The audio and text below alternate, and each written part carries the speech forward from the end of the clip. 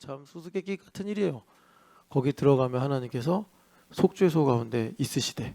그래서 예전에 한번 제가 한번 이걸 그러니까 구현한 사람이 그 생명나무란 영화 트리 오브 라이프 거기에 보면은 이제 이 사람이 여러 가지 사상을 짬뽕해서 하나의 영화를 만들었는데 거기 보면 마치 그 진짜 지성소에서 빛이신 하나님께서 임재하셔서 말씀하시듯이 실제로 그 영화에 보면은 이렇게 아마 이렇게 촬영한 것 같아요. 연기를 어두운 데서 막 피어 올려요.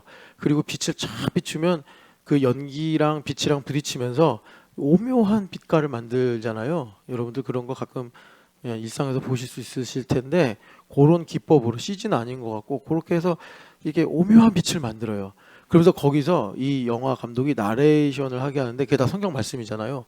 안 보신 분은 모르겠는데 하여튼간에 그래요. 그래 이 사람이 아마도 이제 성경을 아주 깊이 있게 관찰하고 읽은 것 같아요. 예수님 믿는 사람은 아니라고 하는데 그런데 여하튼간에 그 영화를 끌고 가는 어떤 중요한 목소리로 하나님 말씀을 인용해서 우리한테 들려주는데 그 장면을 연기가 마치 여러분 그 성단 같은 거 우주에 있잖아요. 그러면 가스층 때문에 빛이 오묘하게 이렇게 나타나면서 신비롭잖아요. 그런 것처럼 하나님의 마치 그 지성소에서 자기가 본 것처럼 빛이신 하나님께서 임재하셔서 우리한테 시간을 뚫고 우리의 생각을 뚫고 들어오셔서 계시하시는 하나님의 음성을 듣는 것 같은 이런 이제 영상을 하나 이제 보여준단 말이에요. 계속해서. 그러니까 그렇게 지성소에서 캄캄한 가운데 아무 빛이 없어요. 아무 빛도 못 들어오게 하나님 차단하신 거예요. 그리고 거기서 하나님께서 너와 만나고 내가 너에게 말하리라 하신 그 모스트 홀리한 상황이 생기는 거예요. 예. 그게 그러면 우리 인생에 들어오면 어떻게 됐어요? 우리가 뭐 집에 가서 암실 하나 만들고 거기 들어가 있으면은 주님의 그 출애굽기 25장이 이루어지는 거예요? 이제 아니라고 하셨잖아요. 주님께서 그거 다 실체가 왔고 실체가 완성됐기 때문에 그럴 필요가 없어서 다 주님 없애버린 순간이에요. 그러면 아무 빛도 안 들어오는 그 지성소는 어디겠어요?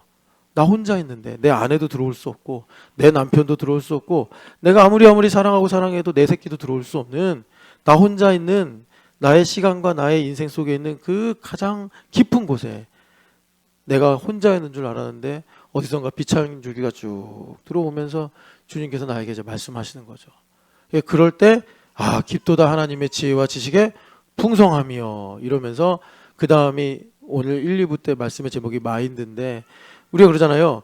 예수님의 마음을 갖는다. 그래서 예수님의 마음을 가지면 누가 그를 정죄하리요? 누가 그를 판단하리요? 그렇게 말씀한단 말이에요. 그러니까 중요한 거는 내가 예수님의 마음을 갖는 거란 말이에요. 그러니까 다시 한번 말씀을 드리면 이제 여기 대청소에 오냐 마냐 그러니까 오냐 마냐에서 가장 중요한 거는 얼마나 오느냐 어떻게 오느냐보다 예수님 내 안에 그러니까 예수님의 마음을 내가 가지면 되는 거란 말이에요. 예수님 내가 예수님의 마음을 가지면 1시간을 일을 하든 와서 봉사를 하든 3시간을 와서 봉사하든 10시간을 와서 봉사하든 아무 마음이 없어. 그런데 제가 바라기는 요 후반부만 듣지 말고 전반부가 중요하단 말이에요. 예수님의 마음을 가지면 그게 답이라니까요. 그게 답이에요. 그래서 주님의 마음을 가지면 되는데 그 주님의 마음이 뭐냐 보니까 온유하고 겸손하다라고 성경에서 말씀하세요. 온유하고 겸손하다. 그래서 율법적으로 보면은 온유하고 겸손한 거는 1, 2부 때 말씀드린 것처럼 제가 이제 회사원이에요. 열심히 일을 해. 자, 헌금 봉투에 기도 제목 썼어요. 저를 하나님 겸손하게 하여 주시옵소서. 너무 좋잖아요, 겸손. 여러분들 저한테 맨날 겸손하게 하옵소서. 맨날 그러잖아요. 제가 정말 들을 때마다 숨이 턱턱 막히는 거 아세요? 또 우리 애들도요 밥 먹을 때 이래요. 하나님 오늘 뭐 맛있는 양식을 주셔서 감사합니다. 주캠을 하게 해주셔서 감사합니다. 마지막에 꼭 그래요. 엄태훈 목사 겸손하게 하옵소서. 숨이 턱턱 막혀요. 이제 좀 죄송합니다. 나 또 겸손해야 돼 하면서 겸손한 거예요, 여러분. 그냥 갑자기 내일 신영기 집사님 그립 갔더니 그동안 수고하셨습니다. 메일 하나 딱 오고 땡스기빙 카드 하나 딱 오고 집에 가서 맛있는 거 드세요. 케이크 주고 이제 다시는 보지 맙시다. 딱 오면은 신영기 집사님이면 그날만큼은 대한민국에서 제일 겸손한 사람들. 제일 겸손한. 먼저 이제 시키지도 않았는데 여기 와가지고 막 모르죠. 눈물 콧물 쏟을지. 아니면 여기서 그냥 쭉 목사님 저 기도원 좀 다니겠습니다. 왜요? 회사에서 그만두랍니다. 금식하고 막 주님 이러겠죠. 시간이 일단 겸손해지면 많아요. 시간이 율법적으로 겸손해지면. 근데 우리 주님은요 정말 인격적이신 분이에요. 그렇게 겸손하게 하길 원하지 않으시고 겸손의 다른 방법이 있어요. 뭡니까?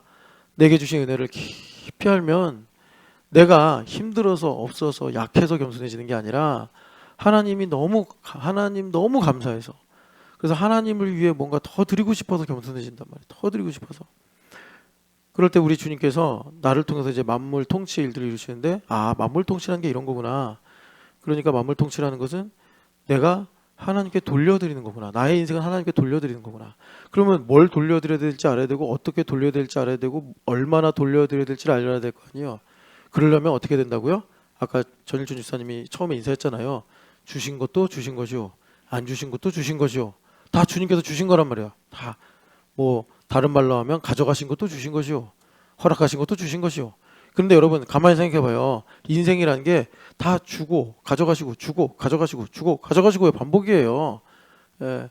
그러니까는 우리가 안 주신 것을 주신 것이다. 안 주신 것도 주신 것이다라는 걸 인정하지 않으면 인생이 정말 불행하게 느껴진다니까요. 50대 50이라고요. 제로섬이라고 주셨다 가져가시고 주셨다 가져가시고 그러신단 말이에요. 왜 그러죠?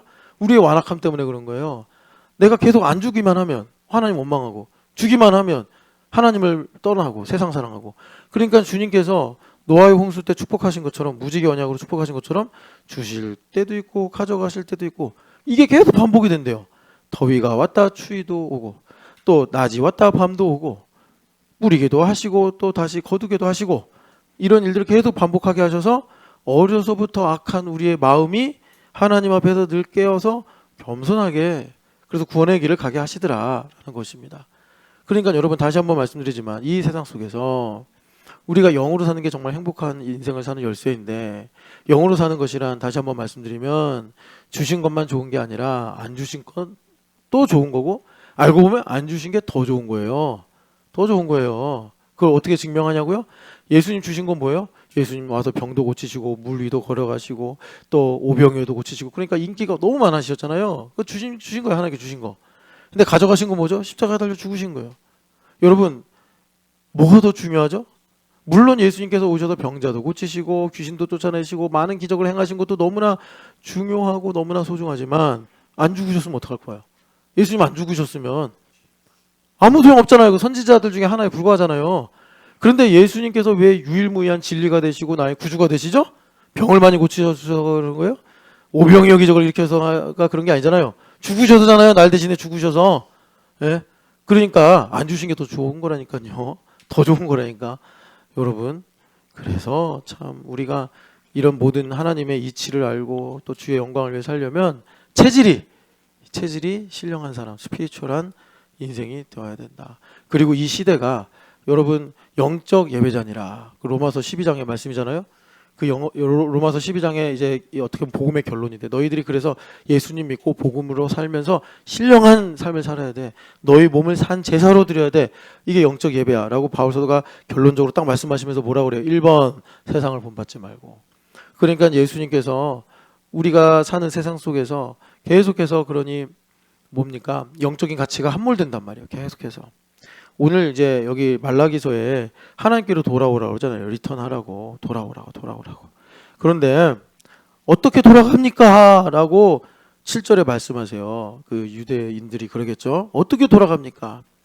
좀 이 말라기의 맥락이나 이 상황을 좀 아시면 이 질문이 얼마나 중요한지를 여러분들이 아실 텐데 이 말라기는 구약의 끝성경이고 특별히 이제 보면은 스가랴, 학개, 말라기, 학개, 스가랴, 말라기 이 3선지자 이 공통 시대에 일하신 분이거든요. 그러니까 포로 이후의 삶에서 활동하신 선지자들이에요. 이런 것들 여러분들이 더 풍성히 알면 지금 7절의 말씀이 이거 내 질문이네. 내 기도네. 이렇게 된단 말이에요. 그러니까 지금 어떻게 돌아가야 합니까? 라고 하나님께서 물었을 때 하나님께 여쭈었을 때 하나님께서 답으로 하신 것이 지금 여기 보면은 너희들이 내 걸 도둑질했어. 이렇게 말씀하시는데 이 말씀 무슨 뜻이냐면 예물 생활이야. 이렇게 말씀하시는 거예요. 예물 생활이야. 그래서 하나님께 돌아가는 길, 우리가 하나님께 돌아가는 길을 살아야지 행복하단 말이에요. 여러분. 하나님께 돌아가는 길이 뭡니까? 아까 전에 말씀드린 것처럼 로마서 11장 35절에도 그렇게 말씀했잖아요. 누가 먼저 알아서 하나님께 갚으심을 받겠느냐? 그렇게 말씀하셨죠. 그러니까는 그 하나님께 예물 드리는 삶을 사는 게 뭐냐면 하나님께 돌아가는 거란 말이에요. 돌아가는 거. 이걸 좀 여러분들이 영적으로 이해했으면 좋겠는데. 그러니까는 이렇게 말씀했죠. 로마서 11장 35절에 먼저 드려서 갚으심을 받겠느냐. 근데 왜 위에서 쿵쿵거리지? 희한하네. 그러니까 하나님께 먼저 드려서, 그러니까 우리가 먼저 드릴 수 없죠. 하나님의 뜻을 어떻게 예상합니까? 하나님께서 아예 그 포기하게 만들었어요. 너희 생각과 내 생각은 다르며. 그러니까 우리가 뭘 예상하고 하나님께 예물을 드리면 그것만 빼고 다 가능성이 있는 방법이 되는 거예요. 내가 만약에 하나님께서 이렇게 일해 주실 거야 라는 기대를 갖고, 그러면 이제 우리가 임의적으로 만드는 믿음이 엄청 커지잖아요. 이직이 될 거야. 이 문제가 이렇게 해결될 거야 해가지고 우리가 가인처럼 예물을 드리면 나의 기대 심리가 엄청 풍선처럼 커진단 말이에요. 곧 해주시지. 그럼 우리 인간들은 보면 김집사 믿음 좋아졌네. 김집사 좀 새벽 기도도 하네. 야, 김집사 왜 이렇게 달라졌어? 뭐 이런 식으로 이제 반응이 온단 말이에요. 자기가 진짜 믿음이 커져 막 이러는데 하나님은 치팅 안 당하시죠. 그렇게 일했다가 그 소원이 이루어지고 그렇게 그에게 말한 대로 생각한 대로 돼버리면 여러분들은 이거에 대해서 어떻게 생각하시는지 모르겠는데 하나님은 얘를 잃어버린다. 내가 얘한테 원하는 걸 주는데 그걸 통해서 내가 일부분 하나님 사랑해요, 하나님 대단하세요, 하나님 감사해요 라는 찰나의 감사와 영광은 받을지 모르지만 그걸 통해서 이 사람을 잃어버릴 수 있기 때문에 하나님은 치팅을 안 당하시고 그렇게 일을 안 하신단 말이에요. 그러면 어떻게 되죠? 그 다음에 여러분 다 예상하시죠? 안 되네 안 되네 하면서 나중 상황이 더 안 좋아지는 거예요. 차라리 그렇게 안 했을 때보다 더 마음이 완고해지고 더 벽이 높아지고, 차라리 그럴 때 정말 하나님 앞에 회개하면서 하나님, 내가 그런 줄 몰랐는데 어린 마음 때문에 하나님을 이용하려고 했습니다. 제가 하나님과 주고받는 관계를 만들려고 했습니다. 하나님은 나에게 주신 분이요, 나는 하나님께 돌아가는 인생인데 그걸 모르고 내가 내 것을 주장하려고 했습니다 하면서 회개하면 참 좋은데, 인간의 마음이라는 게 심보가 고약해서 이거 뭐야 되는 줄 알았더니 안 되네 이러면서 말이죠, 더 뭐라 그럴까 마음이 높아져가지고 더 이 수업료가 크게 지불돼요. 참, 그래서 여러분 안타깝지만 그 전도서에 보면은 은쟁반이 깨지고 금줄이 풀리기 전에 너희가 창조주를 기억하라 그러잖아요. 우리 인생은 하나의 재화예요. 이 재화를 어디다 쓰느냐에 따라서 나의 인생이, 그러니까 터 위에 세워가지고 하나님께 인정을 받느냐, 아니면 홀라당 불타가지고 불 가운데서 해를 받듯이 구원을 받는 인생이 되느냐, 이 재화를 잘 사용해야 된다고. 그러니까 재화를 잘 사용한다는 건 뭐냐면, 내게 하나님께서 이렇게 이제 여러 가지 인생과 일들을 주시는데 이걸 갖고 안 되는 것을 계속 입증하는 재화로 쓸 거냐, 아니면 이것을 가지고 하나님의 뜻대로 사용해서 하나님께서 영광 받으시는 재화로 쓸 거냐. 그러니까 내 시간과 내가 가지고 있는 능력을 하나님께서 영광 받으시는 재화로 쓰면 이것이 이 땅에서만 존재하는 것이 아니라 하늘에서 영원한 가치가 되지만, 내가 하나님께서 주신 기회와 재화, 여러 가지 인생의 모든 것들을 해보고 안 되는 걸로, 이렇게 하면 안 되는구나, 이렇게 하면 또 안 되는구나, 이래도 안 되는구나, 이걸 계속 내가 쓰면은 고린도전서 3장의 말씀처럼 불 가운데서 구원받듯이 해를 받으리라, 이렇게 말씀하는 거예요. 그래서 제가 이제 한 번 더 말씀드리지만 제발 고집 부리지 맙시다. 하나님 앞에서 고집 부리지 맙시다. 고집 부려봐야 인생 나중에 다 아무 낙이 없다고 한 그때 가서 고집 부리지 말걸, 이걸로 끝나요. 여러분 생명을 가지고 살아가시기를 축복합니다. 그래서 하나님의 음성을 듣는다, 이건 뭐냐면 목자가 양을 인도하듯이 주님의 음성이 나를 끌고 하나님의 뜻으로 가게 한단 말이에요. 그러면 이 음성을 듣는데 결정적인 키워드는 뭐냐, 내 마음이 얼마나 낮아져 있느냐, 이겁니다. 그래서 결정적으로 내 마음이 낮아지는 데 있어서 방해물은 뭐냐면 세상을 사랑하는 마음이다. 그래서 하나님께서 자신의 삶을 다 들여가지고 나그네라고 고백하는 아브라함을 왜 그렇게 존중하셨냐면, 그것이 의미하는 바가 뭐냐, 아브라함은 누굽니까, 다윗 왕도 그랬잖아요. 예물의 인생을 살면서 하나님, 이 땅은 허망합니다, 헛됩니다, 그림자 같습니다, 우리는 이 땅의 나그네요, 거류민일 뿐입니다, 내 것은 없습니다, 다 하나님 겁니다, 이렇게 고백을 하였기 때문에 아브라함도 하나님께서 그 장막 인생이라는 삶의 고백을 가지고 하나님께서 명예를 받으셨다, 이렇게 이제 우리한테 증언을 하시는 거예요. 그러니까 여러분 다시 말씀드리면 마음이 겸손하다. 그건 뭐냐?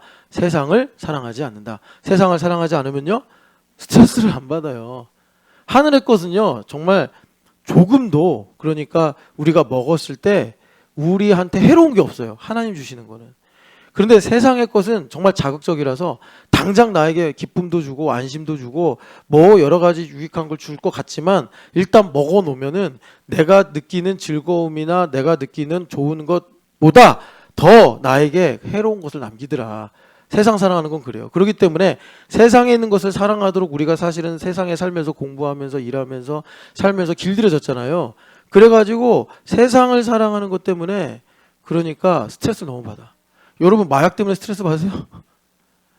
뭐 우리 교회에서 저기 술 때문에 스트레스 받는 분 계세요? 김찬양 집사님, 술 때문에 스트레스 받아? 하나도 안 받아. 위스키 마시고 싶은데 막. 뭐 그런 거 있잖아요. 무슨 30년산. 30년산 좀 마시고 싶은데. 그런 거 스트레스 안 받죠? 누가 마신다고 부러워요? 하나도 안 부럽죠? 돈 때문에 스트레스 받아요. 그죠? 그러니까 돈 때문에 스트레스 받아요. 갑자기 뭐 이제 비슷한 나이대가 문찬영, 김경찬 이렇게 있잖아요. 비슷한 나이 또래가 갑자기 문찬영이 벤츠 E 클래스를 사가지고 왔어. 그럼 스트레스 받아요. 뭐지? 뭐지? 분명히 할부로 샀을 거야. 너 할부로 샀지? 그랬더니 문찬영이 아니 나 현금 주고 샀는데. 그러면 뭐지? 스트레스 받아요. 왜 그러죠? 벤츠가 문제가 아니고 돈이 세상을 사랑하는 마음이 문제예요. 세상 사랑하는 마음이. 여러분 나그네로 사는 은혜가 있기를 축복합니다. 자, 그 시편에 보면요. 51편 한번 볼까요? 51편을 보면 다윗 왕이 참 이 말씀도 참 시편 51편도 신비로운 말씀이에요. 그런데 51편 보면은 10절부터 12절까지 읽어보겠습니다. 하나님이여 내 속에 정한 마음을 창조하시고 내 안에 정직한 영을 새롭게 하소서. 나를 주 앞에서 쫓아내지 마시며 주의 성령을 내게서 거두지 마소서. 주의 구원의 즐거움을 내게 회복시켜 주시고 자원하는 심령을 주사 나를 붙드소서. 아멘. 끝이 뭐냐면 자원하는 심령이에요.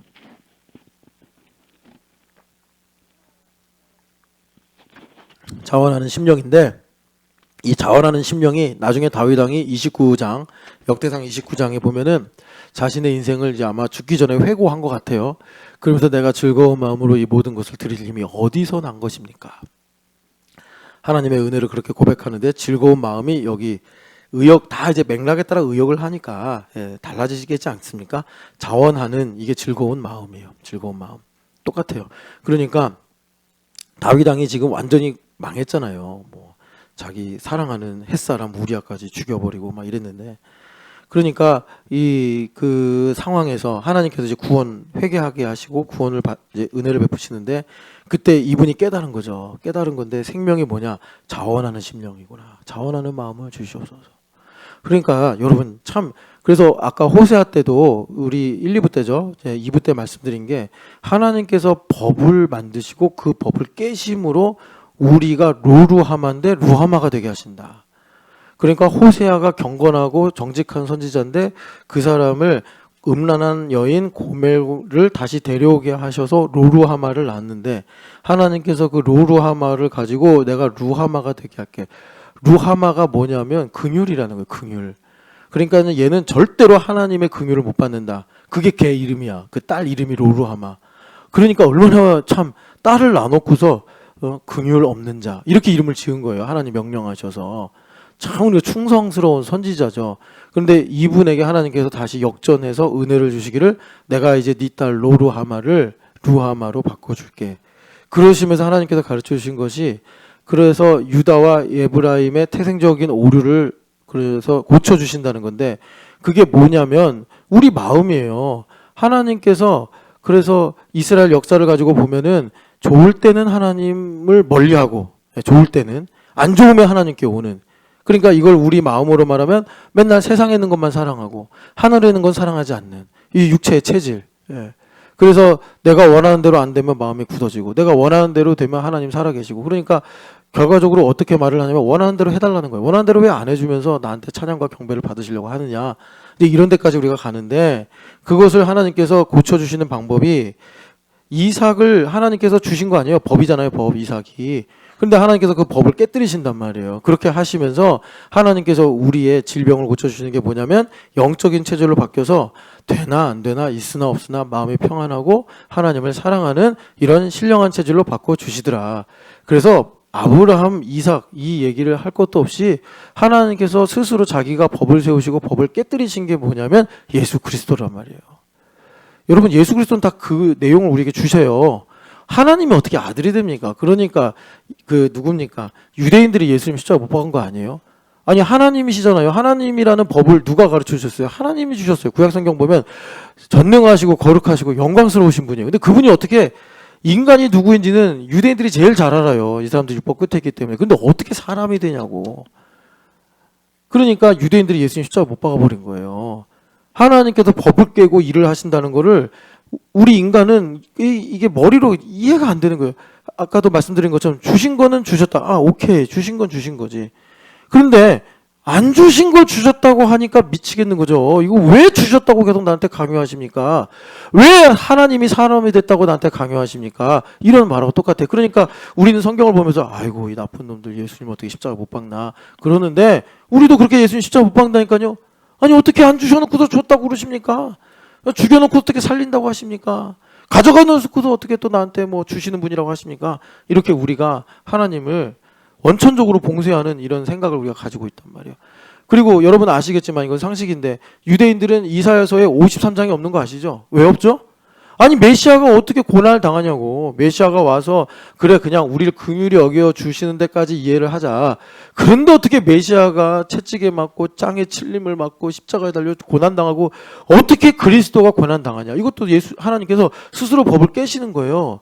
그래서 이런 일들로 더 나아가서는 예수님 어떻게 하셨죠? 하나님 말씀에 순종한대. 근데 순종한 결과가 뭐예요? 법에 의하면 순종하면 복을 받고 순종하면 죽다가도 살고 순종하면 승리하고 순종하면은 내가 원하는 대로 뭔가 돼야 될 거 아니에요. 그런데 순종을 기껏 했더니 어떻게 했죠? 저주를 받아가지고 십자가 달려 죽는 게 하나님 뜻이래요. 여러분 우리가 교회를 오래 다니고 또 우리의 이해나 우리의 마음과는 다르게 하나님께서 일방적으로 믿음을 주시니까 이게 다 믿어지면서 찬양도 하고 믿어지면서 성경도 읽지만 사실 이걸 이제 주님께서 인간다움이라는 성육신을 주시고 나의 삶의 이야기로 사건으로 현상으로 내게 주실 때 여러분 우리가 이거 얼마나 기겁하는지 아시냐고요. 아니 하나님 말씀대로 순종하는데 왜 죽어야 되냐고. 그런데 우리는 또 찬양하거나 또 천국 지옥을 놓고서 기도하고 믿음을 고백할 때 예수님 죽으신 걸 믿는데요. 그분이 하나님 아들이신 걸 믿는데요. 그래서 내가 예수님의 살갑힘을 먹었잖아요. 나의 삶에서 그러한 똑같은 공식을 가지고 하나님께서 나의 삶에 그런 일들을 베푸시고 열매를 맺게 하시려고 열심으로 오셔서 일을 하실 때는 안 돼. 아니 하나님의 뜻대로 하는데 왜 안 주냐. 왜 안 줘놓고 줬다 그러냐. 막 이런단 말이에요. 그런데 이제 주님께서 우리에게 호세아서를 통해서 누가 그런 길을 알겠냐. 누가 그런 계획을 알겠냐 하시면서 우리에게 그런 이제 일들을 베푸시려고 하는데 그게 알고 보니까 예물로 주님께서 알게 하시고 여기 보면 그 예물에 관한 내용을 자원하는 심령이다 이렇게 말씀하시는 거예요. 자원하는 심령이다. 자원하는 심령이 됐다라는 거는 내가 의무적으로 예물도 드리기도 하고 부모님이 시켜서 예물 드리기도 하고 하다 보니까 은혜를 알고 그 고린도후서 6장의 말씀처럼 보라 지금은 은혜의 날이요 구원의 때라. 구원의 날이 은혜의 때라 그랬죠. 그래서 은혜를 헛되이 받지 말라. 그래서 내가 은혜를 교회를 통해서 받다 보니까 결정적으로 내가 예물되네. 그래서 내가 자원하는 마음이 생기는 거예요. 그 자원하는 마음이 뭐냐면 한나 아줌마가 기도한 내용인데 자 사무엘상입니다. 여러분 사무엘상의 한나 아줌마가 왜 위대하죠? 시골 아줌마인데 그냥 에브라임 산골에 사는 그냥 작은 레위인의 아내인데 이분이 말하자면 지혜로웠다. 그러니까 하나님 나라의 전환기 속에서 은혜를 받았다라는 거예요. 우리 지금 전환기잖아요. 그죠? 우리가 이 말씀으로 깨어 있어야겠는데 자 8절 같이 읽어 2장 8절입니다. 사무엘상 2장 8절 가난한 자를 진토에서 일으키시며 빈궁한 자를 거름더미에서 올리사 귀족들과 함께 앉게 하시며 영광의 자리를 차지하게 하시는 도다. 땅의 길들은 여호와의 것이라 여호와께서 세계를 그것들 위해 세우셨도다. 아멘. 그러니까 여기에는 여러분 한글 성경에는 문장 부호가 안 들어가 있잖아요. 혹시 여러분들이 나중에 읽다가 더 묵상하고 싶으시면 영광의 자리를 차지하게 하시는도다. 뒤에다 세미콜론 찍으시고, 세미콜론은 뭐죠? 그 다음 문장이 앞에 문장을 부연 설명하는 거다라는 의미니까, 영광의 자리를 차지하게 하시는데 그 근거가 뭐냐면 하나님께서 땅의 기둥들을 세우시고 그래서 움직이심으로 역사의 전환기에 일꾼을 통하여 일을 하시는구나, 이제 그런 뜻이에요. 그러면 이제 주님께서 전환기에 어떤 일을 하시는지 한나 아줌마가 그렇게 생애적인 기도를 하면서 깨달아서 우리한테 알려주시는데, 가난한 자, 빈궁한 자, 뭐 이건 여러분 어렵지 않죠. 이런 사람들을 하나님께서 어떻게 해요? 이렇게 올려주신대요. 붙잡아 주셔서 끌어올리시는 거죠. 여기 귀족들이라고 그랬는데 아무래도 한글 성경을 번역하면서 가난한 자, 빈궁한 자라고 하니까 이런 사람들과 대비가 되는 뭐 부유한 사람, 그러면 좀 이제 너무 이 물질적인 것 같고, 그러니까 좀 귀족 이렇게 한 것 같아요. 근데 실제로 히브리어가 이 원어가 그러니까 너블이죠. 노블리스 오블리주 할 때 너블이란 말, 너블. 그래서 고귀한 자들과 함께 하시는데, 근데 이 나블, 여기 귀족이라고 쓰인 히브리어가 뭐가 그러면 나블한 거예요? 뭐가 고귀한 거예요? 성경에는요, 자원하는 마음이 고귀하다 이렇게 말해요. 똑같아요. 아까 전에 우리가 시편 51편 그 11절에서 읽은 대로 자원하는 심령을 내게 주사, 노블 스피릿을 우리에게 주사, 이거예요. 그 하나님께서 너 고귀하다, 그게 뭐냐면 내가 하나님 앞에 스스로 은혜 때문에 내가 하나님께 반응하는 거예요. 반응하는 거예요. 그래가지고 그러면 왜 그 너블 하냐면 그건 순도, 정금과 같은 믿음, 순도 100%라.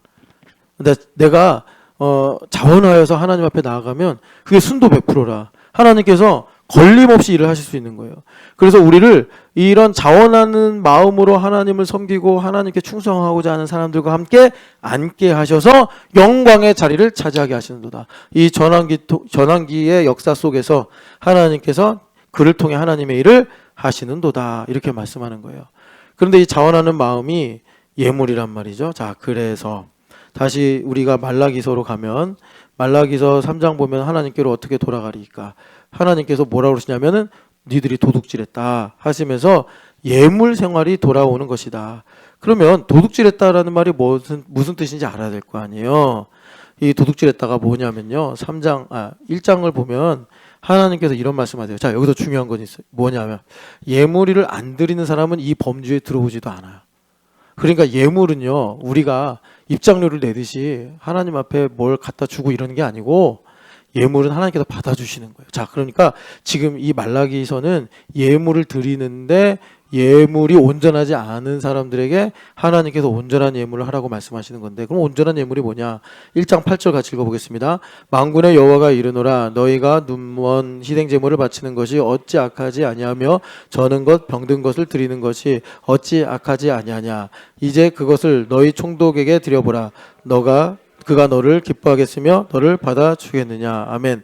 그러니까 말라기서는 예물에 관해서 하시는 거예요. 학개서는 이스라엘 백성들이 돌아와가지고 농사짓고 뭐 여러 가지 목축업도 하고 그러는데, 학개서 1장 8절 보면 손에 한재가 들었다 그래. 한재가 뭐냐면 기근이 하도 심해서 먼지 날리는 게 한재예요.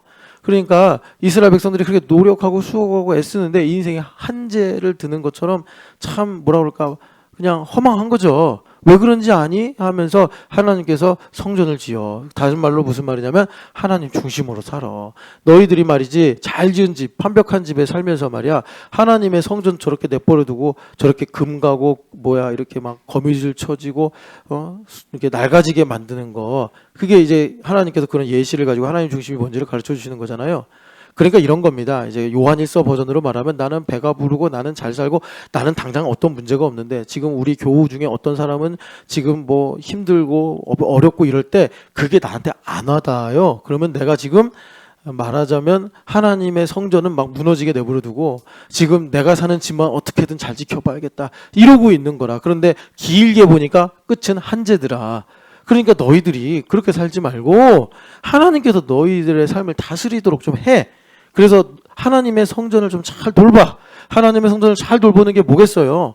뭐 이제 간단하게는 우리가 교회 와서 봉사하는 거고, 또 본질적으로 말하자면 형제를 말과 행함으로 진실함으로, 행함과 진실함으로 사랑하고 혀와 말로만 사랑하지 않고, 혀와 말로만 사랑하지 않고 행함과 진실함으로 사랑하는 거죠. 근데 그게 뭐냐면 내가 진짜 억지로 막 행함과 진실함으로 해야 돼 해서 막 이렇게 힘들게 사랑하는 게 아니라 내 안에 그리스도의 마음이 충만하면 그리스도는 나가서 막 일을 하시고 싶으신 분이에요.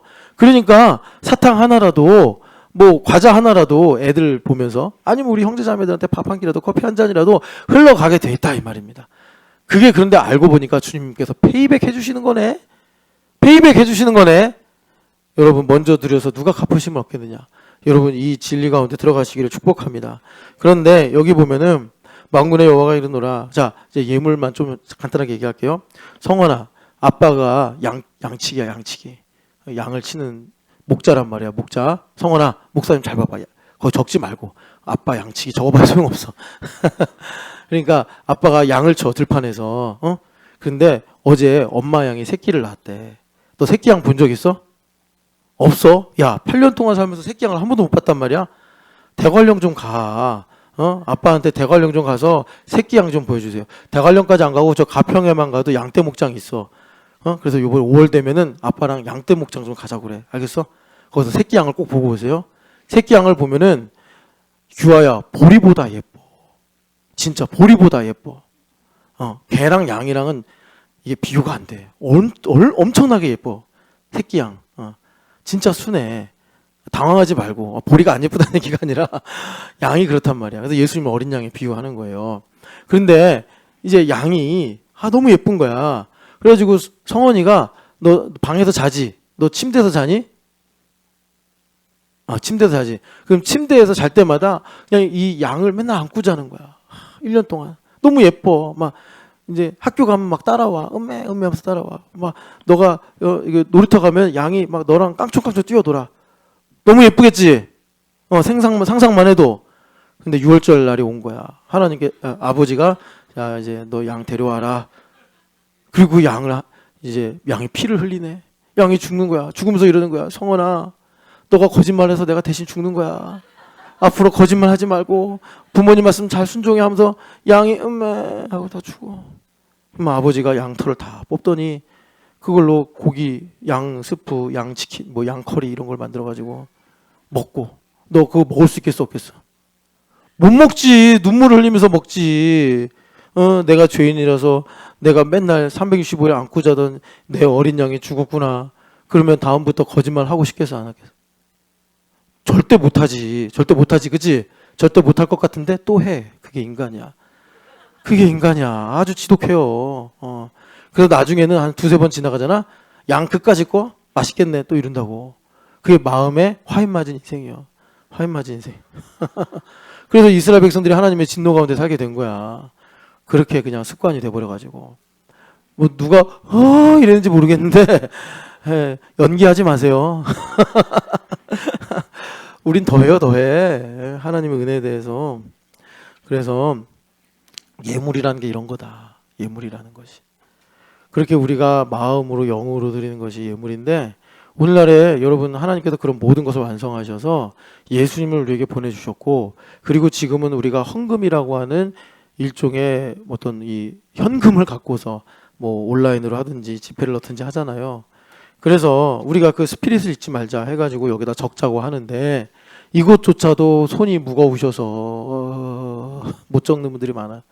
그러니 우리가 구약 성경을 보면서 수없이 천천에 만만에 이런 모든 제사와 번제와 속죄제를 보면서 우리가 느낌이 없다 이 말이죠. 자, 그런 게 병든 예물, 저는 예물, 눈먼 예물이더라. 이런 거 여러분 이제 실감 되시죠? 내가 예물을 드리는데 아무런 감동이 없어. 왜 우리가 예물 드리죠?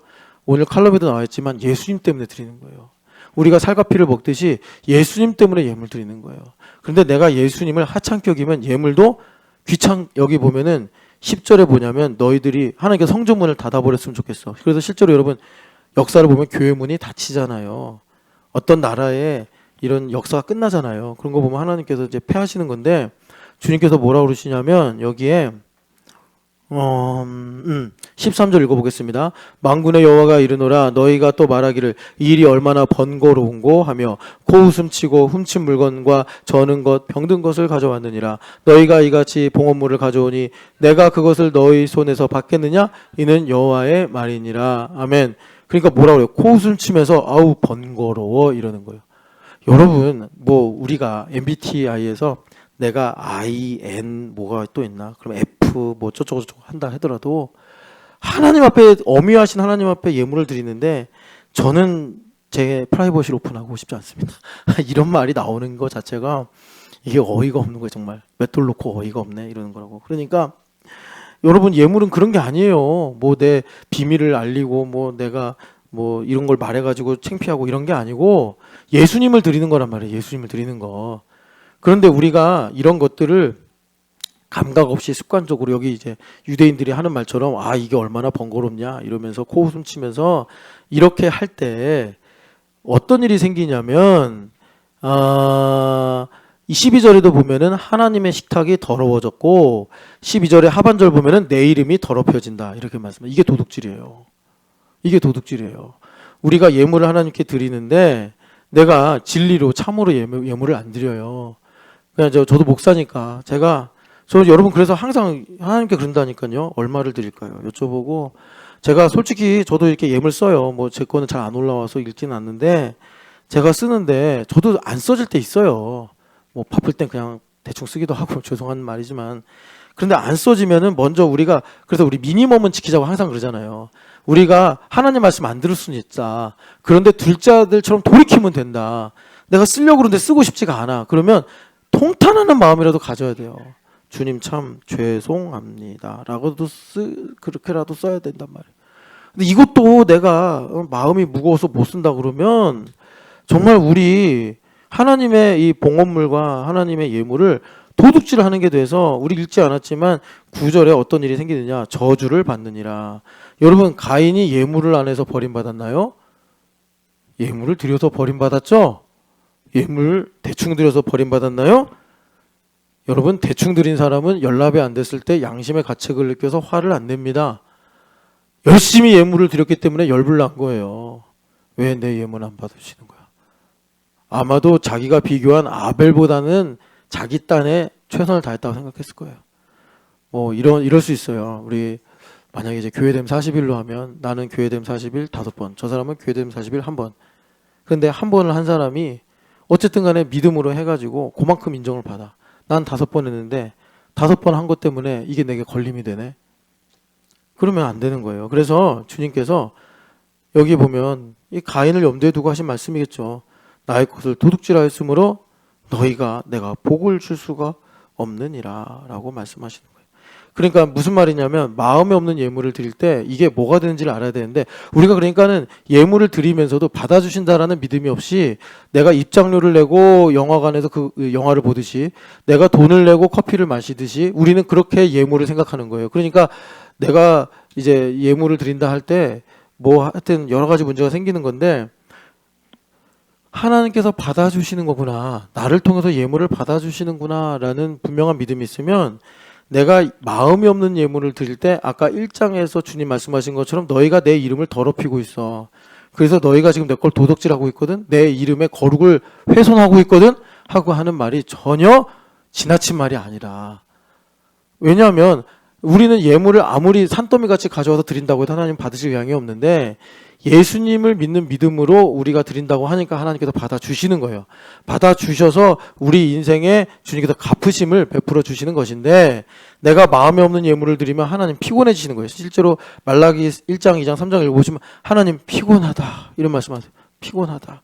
하나님을 전능하신 하나님을 누가 괴롭히겠어요? 뭐 마귀가 군대를 이끌고 온다고 하나님 피곤하시겠어요?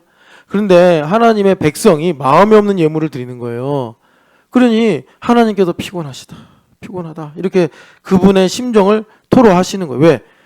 하나님은 나랑 언약관계에 가지고 계시기 때문에 내가 마음에 없는 예물을 드리면 하나님의 거룩한 이름이 훼손되는 일이 생긴단 말이에요. 그런데 하나님의 이름이 훼손될 수 있습니까? 훼손이 안 되죠. 그러니까 어떻게 해야 돼요?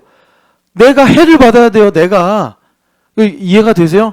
내가 연단을 받고 내가 고통을 당해야지 그걸로 내가 새 언약의 백성이 돼서 에스겔서 36장의 말씀처럼 내 더럽혀진 이름을 내가 거룩하게 할 것인데 이것은 너희를 위함이 아니라 나를 위한 것이니 너희가 너희 자신을 위해서 한다고 착각하지 마라 하시면서 어떻게 하나님의 이름을 거룩하게 하냐 했더니 하나님께서 이스라엘 백성들을 온 열방에 흩어버리셔서 고생을 당하게 하신 다음에 그들이 마음이 정말 잎사귀에 있는 바람 소리에도 깜짝 놀랄 만큼 겸손해지게 하셔서 그들이 이제 하나님의 음성을 듣고 깨닫는 거예요. 이 죄악의 형벌은 하나님께서 우리를 사랑하셔서 주신 것이었구나. 주신 것만이 주신 것이 아니라 안 주신 것도 주신 거였구나 라고 깨닫게 될 때 하나님께서 그 마음의 더러움과 우상을 다 제거해 주시고 굳은 마음을 잘라버리시고 그리고 하나님께서 우리에게 새 영을 주시고 하나님의 영 성령 하나님을 부어주셔서 마침내 하나님의 은혜로 말미암아 자원하는 마음을 가지게 하사 하나님의 율례와 계명을 지키게 하시더라라는 것입니다.